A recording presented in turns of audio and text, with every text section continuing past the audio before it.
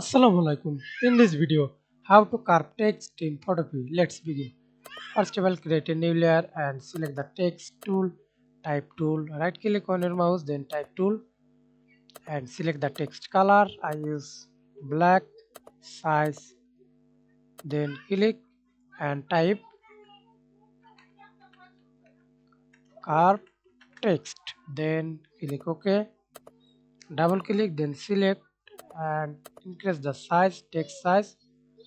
Click the warp and select the none, and now see this ARC, click here and see this bend drop down, text blend and horizontal distort